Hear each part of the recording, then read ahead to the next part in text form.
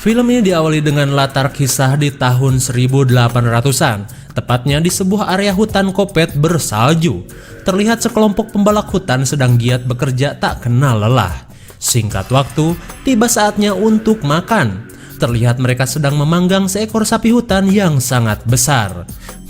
Pastinya lezat untuk disantap dingin-dingin gini ya. Namun si ketua pengen ngecek hasil pembalakan yang tadi dikerjakan. Takutnya gejlok dan gak sesuai hitungan. Lalu ia pun meninggalkan kapaknya tertancap di pohon. Dan yang lain lahap memakan daging panggang tersebut. Singkat waktu, ketika si Abah kembali ke camp, alangkah kagetnya si Abah ketika melihat semua krunya mati dengan kondisi terpotong-potong. Dan ternyata seorang psikopat berkampak dengan wajah ganteng telah membantai para krunya. Si Bapac pun kaget dan dikejar-kejar kopet kampak. Ia pun lari ke tempat pemotongan kayu dan jelas itu adalah tempat terbodoh untuk lari.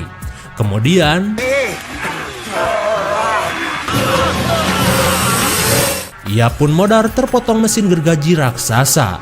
Dan film Giant X pun baru dimulai. Kemudian scene beralih ke beberapa ratus tahun kemudian, tapi nggak disebutin tahun berapa. Suka-suka yang bikin film aja kayaknya. Terlihat seorang pak polisi yang bernama Sersan Hawk sedang bertugas untuk mendidik para ABG gaul yang melanggar aturan masyarakat. Namun sebelum itu, ia pun harus bekerja sama dengan seorang psikolog cantik bernama Mrs. K. Atau kita sebut saja Bu Kosim, karena gak disebutin di filmnya, cuman Miss K aja. Setelah mendapatkan persetujuan untuk tidak terlalu keras menggoreng anak-anak remaja itu, akhirnya para remaja Bangor pun datang. Dimulai dari si petang yang mempunyai kasus membobol situs xnxx.com. Lalu si bondon seksoy legit bernama Tris yang mempunyai kasus memukul petugas. Kemudian babang Gans bernama Jack, dia adalah kang jual narkoboy. Lalu seorang cewek lain bernama Villa. Ia terlihat cuek dan gak mendengarkan si polisi yang terus saja ngebacot. Dan yang terakhir, dia datang telat bersama ayahnya yang juga sama seorang polisi hutan. Wanita unyu ini bernama Tanner. Setelah semua berkumpul, Sersan Hawk pun menceramahi mereka. Woi, jangan lihat pusar dosol napa. Sersan Hawk pun membawa mereka untuk dididik ala militer di sebuah camp di tengah hutan. Tak berapa lama, mereka pun OTW. Setelah beberapa jam mereka OTW, akhirnya sampai juga di sebuah kabin kecil di tengah hutan. Roman-roman popodaran sudah mulai tercium. Mereka pun disuruh keluar dan berbaris dengan gaya militer. Woi, jangan lihat knalpot mulu napa. Mereka pun diceramahi tentang kegiatan yang akan mereka lakukan di sana. Demi menjadikan para anak muda ini menjadi sosok yang bertanggung jawab dan menjadi berguna di masyarakat. Namun yang namanya anak muda, mereka malah leha-leha aja. Gak memperdulikan bacotan Sersan Hawk. Meski hujan lokal alias jigong udah cucrot sampai ke muka mereka. Lalu akhirnya mereka pun disuruh untuk tidur di luar dengan mendirikan tenda sebagai pendidikan awal. Sementara si Hawk tidur hangat di dalam kabin. Singkat waktu, di tengah hutan, terlihat seekor kancil sedang makan batu di tanah yang gersang. Hingga tanpa diduga, seekor beruang berusaha menyergap kancil tersebut. Tapi ternyata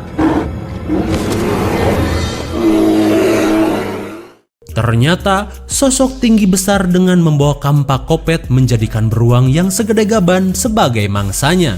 Begitu mudahnya kayak kita nangkep ayam tetangga buat ngeliwet di pos ronda.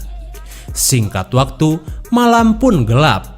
Ya iyalah, terlihat mereka sedang berbincang-bincang di depan api unggun, ditemani Miss K atau Bu Kosim yang menjadi psikolog bagi para ABG Bangor ini. Mereka pun mencurahkan isi hati mereka satu sama lain.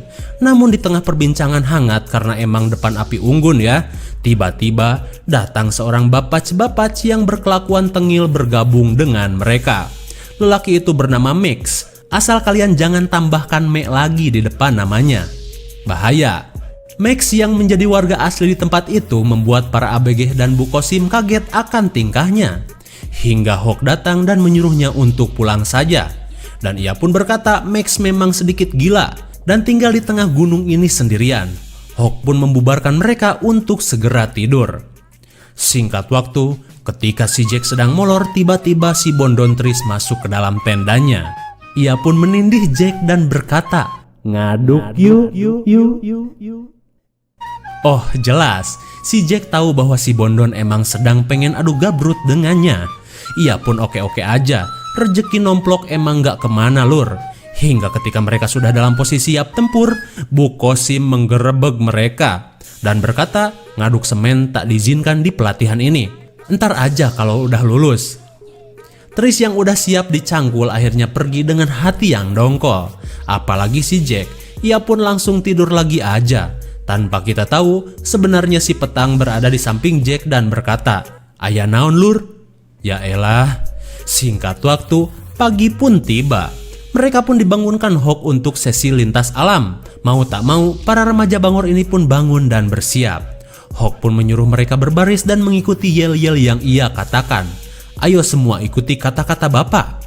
Kalian bilang, Sersan Hawk ganteng dan gagah berani. Lakukan itu sembari kita berjalan." Dengan wajah yang gak ikhlas, mereka pun menurut saja. Lalu mereka pun mulai menjelajah gunung tersebut.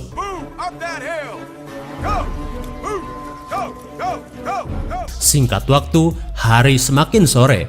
Hawk pun menyuruh mereka beristirahat dan memakan bekal untuk mengisi energi.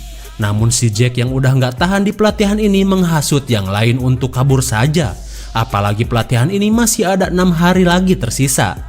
Jelas ia ogah buat terus-terusan seperti ini. Namun yang lain menolaknya, karena kemana kita harus kabur? Orang di sini hutan semua, kalau ketemu psikopat kan berabe. Jack yang kesal pun akhirnya pergi untuk pipis, ditemani sama si Petang. Ketika mereka sudah berada di tepi gunung, mereka pun keheranan dengan banyaknya tulang-tulang hewan mati di tempat itu. Hingga mereka pun menemukan tulang kepala sapi dengan tanduk yang masih utuh. Dan karena mereka orangnya isengan, si Jack pun mengambil sebelah tanduk dari tulang tersebut. Meski dicegah si Petang, Jack malah kekeh untuk membawanya. Lantas mereka pun kembali untuk memperlihatkan benda tersebut. Namun, Hawk memarahinya dan bilang jangan asal ambil cok, simpan lagi di tempatnya. Bu Kosim pun membenarkan jangan ambil apapun di tempat yang belum kita kenal. Namun karena si Jack tengil, ia malah tetap membawa tanduk itu ke dalam tasnya dan mereka pun melanjutkan perjalanan. Tapi tak berapa lama mereka pergi, terlihat sosok tinggi besar berjalan ke tempat tulang benulang tadi. Dan ternyata ia seperti marah saat mengetahui satu tanduk tulang sapinya sudah menghilang. Jelas teriakan itu terdengar sampai ke seantero hutan. Hawk dan kawanannya pun kaget dengan suara tersebut. Dengan watados, mereka berlari sambil membawa tanduk yang akan membuat mereka celaka 12. Hingga ketika mereka sedang beristirahat, Tris pun membuka HP-nya yang tiba-tiba ada pesan masuk. "Neng, kapan mau ajojing di klub Mang Ojon lagi?" Namun semua orang kaget akan sesuatu yang berada di belakang Tris.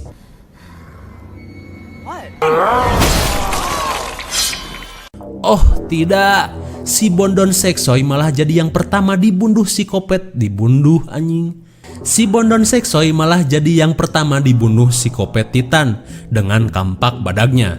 Sirna sudah adu gabrut dan ajojing yang akan ia lakukan ketika selesai latihan. Melihat makhluk kopet sebesar itu, jelas mereka lari ngabret seedan-edannya.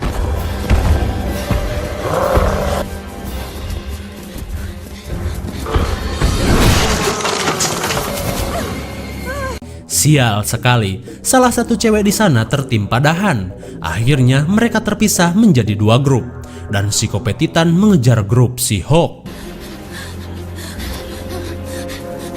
Lalu karena psikopat mah cepat, tiba-tiba psikopat itu tepat berada di depan mereka. Dan saat Hawk melindungi Bu Kosim dan Neneng Tanner, tiba-tiba Hawk pun buntung menjadi 2. Tapi tragisnya, ia malah hidup dengan setengah badan. Dirasa Hawk tak mungkin selamat, ia pun menyuruh yang lain untuk lari saja dan pergi ke kabin. Kemudian Hawk pun modar jadi polisi geprek. Psikopat Titan kembali mengejar mereka dan yang tersisa apruk-aprukan seedan mungkin untuk bisa lolos dari langkah besar psikopat Titan. Dan untung saja mereka sampai di kabin dan bersembunyi di sana. Untuk sementara mereka aman. Namun, dirasa mereka tidak akan mampu bertahan di tempat itu, mereka pun memiliki ide untuk kabur menggunakan mobil almarhum Sersan Hawk. Tapi sialnya, kunci mobil itu malah ada di saku Hawk yang kita tahu doi udah jadi penyek diinjak psikopat Titan. Namun si Petang berkata, ia bisa menghidupkan mobil tanpa kunci kayak di film-film action. Semua orang pun percaya karena doi seorang hacker. Bukosim pun ingat dengan senjata yang ditinggalkan Hawk di laci, dan ia pun mengambilnya untuk jaga-jaga.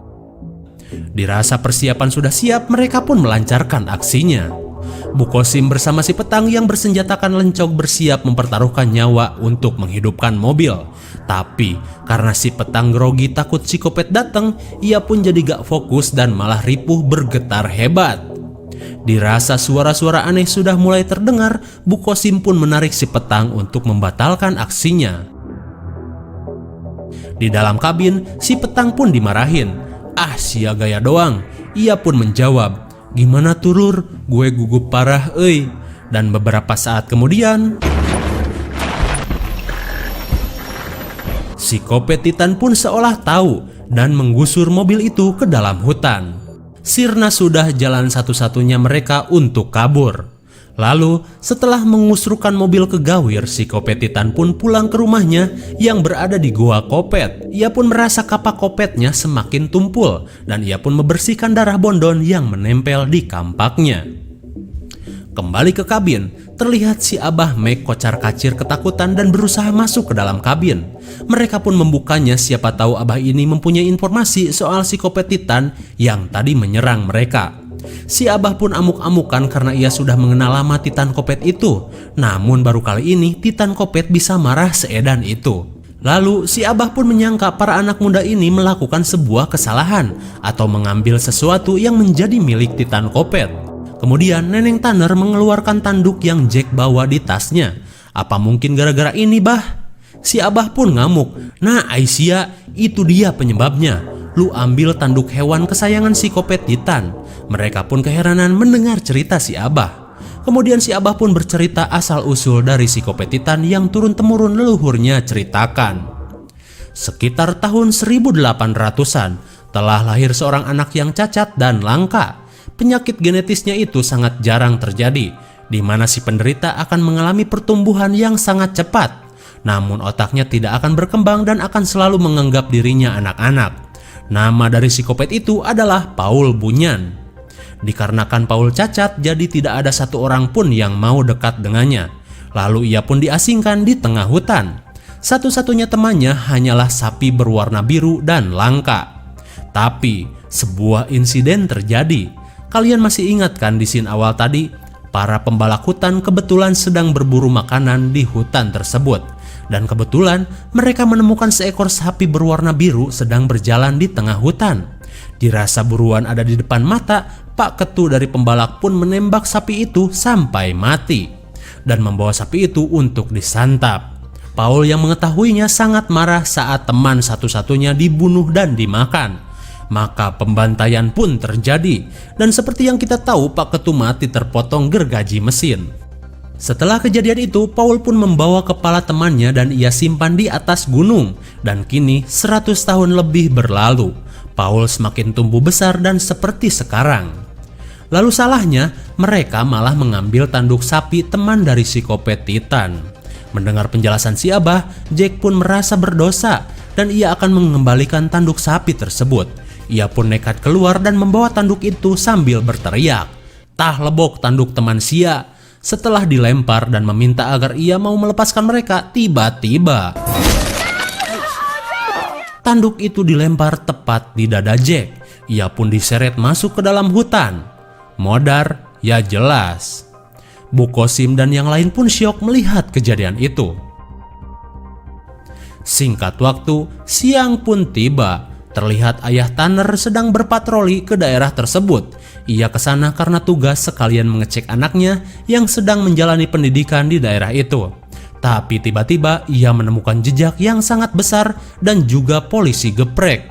Ia pun yakin sesuatu yang mengerikan telah terjadi di tempat ini.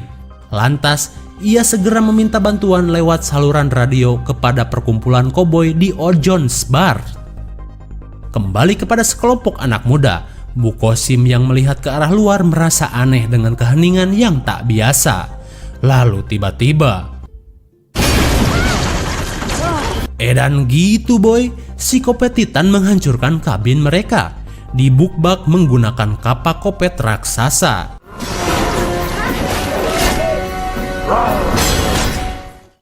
Semua orang panik dengan kejadian itu.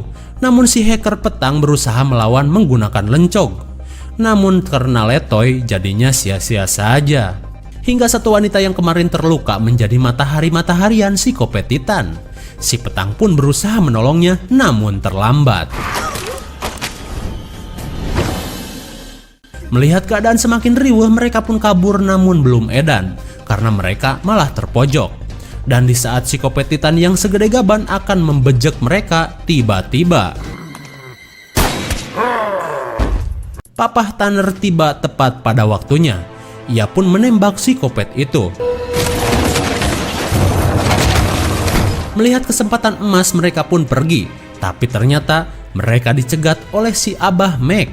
Ia menghadang mereka karena merasa para anak muda ini harus bertanggung jawab atas apa yang telah mereka lakukan.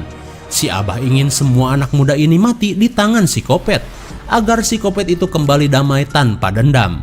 Lalu, si petang berusaha menjadi superhero. Bukannya menjadi Black Panther, doi malah modar tertembak. Dan di saat yang bersamaan, psikopat Titan kembali bangkit. Kemudian ia pun melemparkan kapaknya ke arah kerumunan orang. Lalu dan si Abahlah yang suwe terkena kapak kopet. Setelah kejadian itu, mereka pun lari ngabret seedan mungkin menuju mobil polisi. Lalu si Tanner disuruh nyetir karena ia akan menjaga di belakang. Tanner yang punya trauma membawa mobil berusaha menguatkan hati dan kumaha nanti ajalah. Di tengah perjalanan, benar saja psikopat itu pun mengejar. Hingga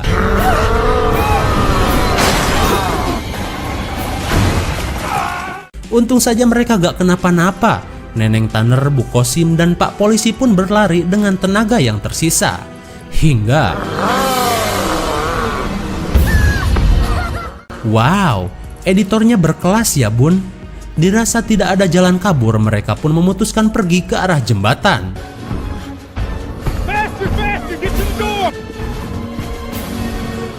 Namun sial, pintunya malah terkunci. Dan mereka pun akan segera dibantai. Lalu tiba-tiba para pemburu dari Ojon's Bar datang tepat pada waktunya. Tidak seperti polisi perindapan. Lantas mereka pun segera menghujani psikopat Titan itu dengan peluru Ojon's Bullet.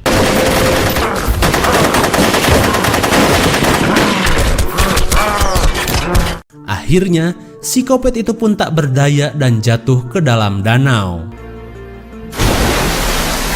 Apakah psikopat itu mati? Tidak ada yang tahu. Yang jelas, Bu Kosim dan yang lain berhasil selamat dari keganasan makhluk tersebut. Dan para pemburu dari skuad Ojon's Bar pun mengambil kapak Titannya untuk dijadikan pajangan di depan bar.